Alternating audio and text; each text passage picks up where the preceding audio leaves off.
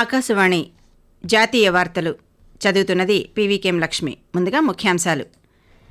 గిరిజనుల ప్రగతితోనే దేశ అభివృద్ధి ముడిపడి ఉందని భారత రాష్ట్రపతి ద్రౌపది ముర్ము పేర్కొన్నారు. వస్త్ర రంగంలో దేశీయ ఎగుమతులు 2030 నాటికి 9 లక్షల కోట్ల రూపాయలకు చేరుకోవాలన్నది లక్ష్యమని ప్రధానమంత్రి నరేంద్ర మోదీ వెల్లడించారు. భారతదేశానికి ప్రపంచంలోని దక్షిణ ప్రాంత దేశాల పట్ల పూర్తి విశ్వాసం ఉందని విదేశాంగ మంత్రి ఎస్ జైశంకర్ తెలిపారు. ఢిల్లీ రైల్వే స్టేషన్ తొక్కిసలాట దుర్ఘటనపై విచారణకు ద్విసభ్య కమిటీని రైల్వే శాఖ ఏర్పాటు చేసింది. ప్రధానమంత్రి నరేంద్ర మోదీ మన్ కీ బాత్ మనసులోని మాట కార్యక్రమం 119వ సంచిక ఈ నెల 23న ప్రసారం కానుంది. వార్తల వివరాలు. గిరిజనుల అభివృద్ధితోనే దేశ అభివృద్ధి ముడిపడి ఉందని భారత రాష్ట్రపతి ద్రౌపది ముర్ము పేర్కొన్నారు. ఢిల్లీలో ఆది మహోత్సవ్ 2025ను రాష్ట్రపతి ఈరోజు ప్రారంభించారు. ఈ సందర్భంగా జరిగిన సభలో మాట్లాడుతూ గిరిజనుల సాంప్రదాయాలు, జీవన విధానం దేశ సంస్కృతిని సుసంపన్నం చేస్తున్నాయని అన్నారు.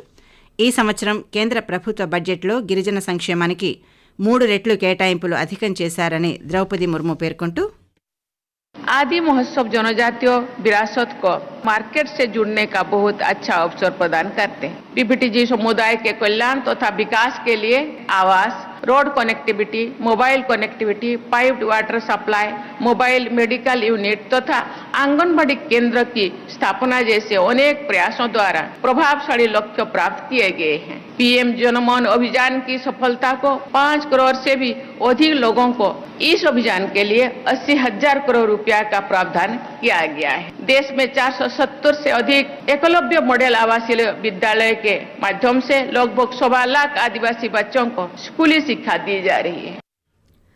వస్త్ర రంగంలో భారతదేశ ఎగుమతులు 2030 నాటికి 9 లక్షల కోట్ల రూపాయలకు చేరుకోవాలని లక్ష్యంగా పెట్టుకున్నామని ప్రధానమంత్రి నరేంద్ర మోదీ వెల్లడించారు. ఢిల్లీలోని భారత మండపంలో ఈరోజు జరిగిన భారత్ టెక్స్ 2025 సభలో ఆయన ప్రసంగిస్తూ, వస్త్రాలు, దుస్తులు ఎగుమతి చేసే దేశాలలో భారతదేశం ప్రస్తుతం 6వ స్థానంలో ఉందన్నారు.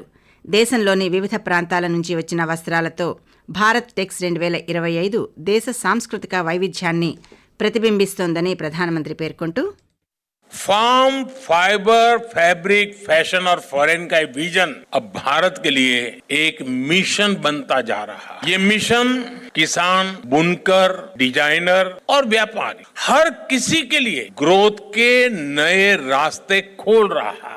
आज हम दुनिया के 6ठे सबसे बड़े टेक्सटाइल और एपरल्स एक्सपोर्टर है. हमारा टेक्सटाइल निर्यात 3 लाख करोड़ रुपए तक पहुंच चुका है. अब हमारा लक्ष्य है 2030 तक हम इसे 9 लाख करोड़ रुपए तक लेकर जाएंगे. కాగా ఈ కార్యక్రమంలో భాగంగా ప్రధానమంత్రి ఎగ్జిబిషన్ ప్రాంతాన్ని సందర్శించి ఎగ్జిబిటర్లతో సంభాషించారు. భారతదేశానికి ప్రపంచంలోని దక్షిణ ప్రాంత దేశాల పట్ల పూర్తి విశ్వాసం ఉందని విదేశాంగ మంత్రి ఎస్ జైశంకర్ పేర్కొన్నారు. ఒమన్లోని మస్కట్లో ఈరోజు జరిగిన 8వ హిందూ మహాసముద్ర సదస్సులో ఆయన కీలకోపన్యాసం చేశారు. ప్రపంచ వ్యవహారాల్లో తీవ్ర గందరగోళం నెలకొన్న తరుణంలో ఈ సమావేశం జరుగుతోందని ఆయన ఈ సందర్భంగా స్పష్టం చేశారు. అంతర్జాతీయంగా వస్తున్న మార్పులు, కొత్త ఆలోచనలు అభివృద్ధి చెందుతున్న ప్రాంతాల మీద ప్రభావం చూపిస్తాయని అన్నారు. దానిని హిందూ మహాసముద్ర ప్రాంతం కూడా మినహాయింపు కాదని పేర్కొన్నారు. కాగా హిందూ మహాసముద్ర ప్రాంతాల సమావేశం చాలా మంది భాగస్వాములను ఒకచోట ఏ విధంగా చేర్చిందన్నది ముఖ్యమని విదేశాంగ మంత్రి అన్నారు. ఢిల్లీ రైల్వే స్టేషన్లో నిన్న తొక్కిసలాట జరిగి 18 మంది ప్రయాణికుల మరణానికి దారితీసిన దుర్ఘటన మీద రైల్వే శాఖ వివరణ ఇచ్చింది. ఏ ఒక్క రైలును రద్దు చేయలేదని, ప్లాట్ఫామ్ మారుస్తున్నట్టు ఎలాంటి ప్రకటన కూడా చేయలేదని northern railway chief public relations అధికారి హిమాంశు శేఖర్ ఉపాధ్యాయ్ తెలిపారు. రద్దీకి అనుగుణంగా సాయంత్రం సమయంలో 5 నుంచి 6 ప్రత్యేక రైళ్లు కూడా వేశామని ఉపాధ్యాయ్ వివరించారు. న్యూఢిల్లీ రైల్వే స్టేషన్కు పెద్ద ఎత్తున ప్రయాణికులు తరలివస్తుండటంతో ఢిల్లీ నుంచి ప్రయాగ్రాజ్కు 350 నుంచి 400 రైళ్లు నడుపుతున్నామని చెప్పారు. కాగా మరోవైపు తొక్కిసలాట ఘటనపై అత్యున్నత స్థాయి దర్యాప్తునకు రైల్వే శాఖ ద్విసభ్య కమిటీని ఏర్పాటు చేసింది. ఈ క్రమంలో కమిటీ ప్రతినిధులు రైల్వే స్టేషన్లోని సీసీటీవీ ఫుటేజ్లను, ఇతర డాక్యుమెంట్లను పరిశీలించారు. దీని మీద త్వరలోనే నివేదికను సమర్పించనున్నారని అధికార వర్గాలు తెలిపాయి. ఆకాశవాణి జాతీయ వార్తలు వింటున్నారు. ప్రధానమంత్రి నరేంద్ర మోదీ తన మనసులోని భావాలను ఆకాశవాణి ద్వారా దేశ ప్రజలతో పంచుకునే మన్ కీ బాత్ మనసులోని మాట కార్యక్రమం 119వ సంచిక ఈ నెల 23వ తేదీ ఆదివారం ప్రసారమవుతుంది. మన్ కీ బాత్ కార్యక్రమానికి ప్రజలు తమ సూచనలు సలహాలు అందించాలని ప్రధానమంత్రి కోరారు. ప్రజలు తమ స్వర సందేశాలను 1800117800 నంబర్కు ఈ నెల 21వ తేదీ సాయంకాలం వరకు పంపవచ్చు.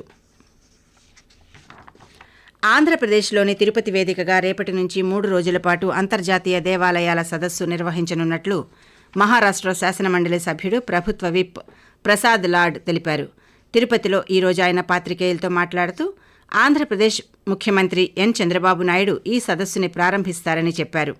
ఈ సదస్సుకు 58 దేశాలలోని 1581 ఆలయాలకు సంబంధించిన ప్రతినిధులు హాజరవుతున్నారని తెలిపారు.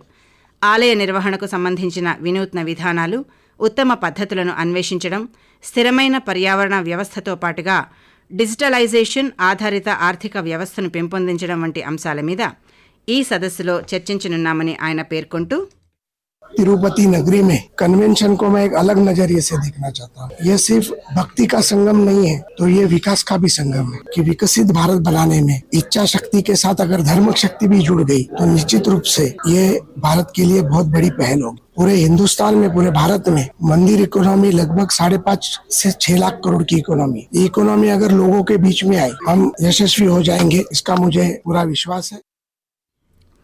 మరో 10 రోజుల్లో మహాకుంభమేళా 2025 ముగియనుంది.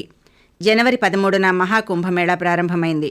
ఈ నెల 26వ తేదీ వరకు కొనసాగనుంది. ఈ నేపథ్యంలో లక్షలాది మంది భక్తులు మహాకుంభమేళాకు తరలివస్తున్నారు. దాంతో ఉత్తరప్రదేశ్లోని ప్రయాగ్రాజ్లో ఆధ్యాత్మిక పండగ వాతావరణం నెలకొంది. దేశం నలుమూలల నుంచి వస్తున్న భక్తులతో ఈ నగరం కొత్త కాంతులు సంతరించుకుంది. కోట్లాది మంది ప్రజానీకం గంగా, యమున, సరస్వతి త్రివేణి సంగమంలో పుణ్యస్నానాలను ఆచరిస్తూ మొక్కులు చెల్లించుకుంటున్నారు. ఇప్పటికే పుణ్యస్నానాలను ఆచరించిన వారి సంఖ్య 50 కోట్లకు పైన దాటిందని అధికార వర్గాలు తెలిపాయి. కాగా రష్యా, క్రొయేషియా, బ్రిటన్, ఫ్రాన్స్కు చెందిన పలువురు విదేశీ భక్తులు త్రివేణి సంగమంలో స్నానాన్ని ఆచరించి భారతీయ సంస్కృతి సంప్రదాయాల పట్ల తమకున్న గౌరవాన్ని చాటుకుంటున్నారు. ఉత్తరప్రదేశ్ ప్రభుత్వం మహాకుంభమేళా విజయవంతంగా సాగేందుకు అన్ని రకాలైన ఏర్పాట్లను చేయడమే కాకుండా ఎప్పటికప్పుడు పర్యవేక్షిస్తోందని అధికార వర్గాలు వెల్లడించాయి.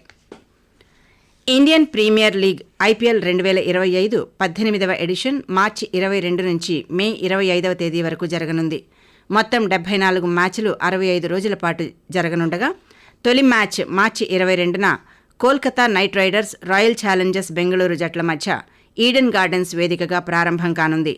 మార్చి 23న ఉప్పల్ వేదికగా హైదరాబాద్, రాజస్థాన్ జట్ల మధ్య మ్యాచ్ జరగనుంది. అలాగే విశాఖలోని అంతర్జాతీయ క్రికెట్ మైదానానికి 2 మ్యాచ్లను కేటాయిస్తూ ఐపీఎల్ కమిటీ నిర్ణయం తీసుకుంది. మార్చి 24న ఢిల్లీ, లక్నో, 30న ఢిల్లీ, హైదరాబాద్ జట్ల మధ్య మ్యాచ్లు జరగనున్నాయి. భిన్నత్వంలో ఏకత్వం అన్న సత్యాన్ని హిందూ సమాజం విశ్వసిస్తుందని రాష్ట్రీయ స్వయం సేవక్ సంఘ్ ఆర్ఎస్ఎస్ అధిపతి మోహన్ భగవత్ అన్నారు. పశ్చిమ బెంగాల్లోని బర్ధమాన్లో ఆర్ఎస్ఎస్ కార్యకర్తలతో జరిగిన సదస్సులో ఆయన మాట్లాడుతూ దేశంలో హిందూ సమాజం బాధ్యతాయుతమైన పాత్ర పోషిస్తోందని చెప్పారు. అందరినీ కలుపుకునే సహజ స్వభావం భారతదేశానికి ఉందని అన్నారు.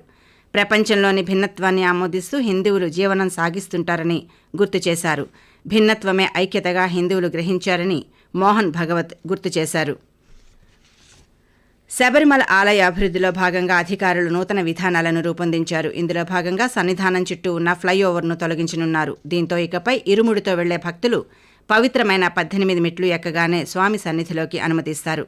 మార్చి 14న మీనమాస పూజల కోసం అయ్యప్ప ఆలయాన్ని తెరవనున్నారు. ఆ రోజు నుంచి నేరుగా బలికల్పుర మీదుగా ఎదురుగా ఉండే అయ్యప్ప సన్నిధికి చేరుకోవచ్చని ఆలయ వర్గాలు తెలిపాయి. ఆకాశవాణి జాతీయ వార్తలు ముగించే ముందు ముఖ్యాంశాలు. గిరిజనుల ప్రగతితోనే దేశ అభివృద్ధి ముడిపడి ఉందని భారత రాష్ట్రపతి ద్రౌపది ముర్ము పేర్కొన్నారు. వస్త్ర రంగంలో దేశీయ ఎగుమతులు 2030 నాటికి 9 లక్షల కోట్ల రూపాయలకు చేరుకోవాలన్నది లక్ష్యమని ప్రధానమంత్రి నరేంద్ర మోదీ వెల్లడించారు. భారతదేశానికి ప్రపంచంలోని దక్షిణ ప్రాంత దేశాల పట్ల పూర్తి విశ్వాసముందని విదేశాంగ మంత్రి ఎస్ జైశంకర్ తెలిపారు. ఆకాశవాణి జాతీయ వార్తలు ఇంతటితో సమాప్తం. రేపు ఉదయం 6 గంటల 45 నిమిషాలకు ప్రాంతీయ వార్తలు వింటారు.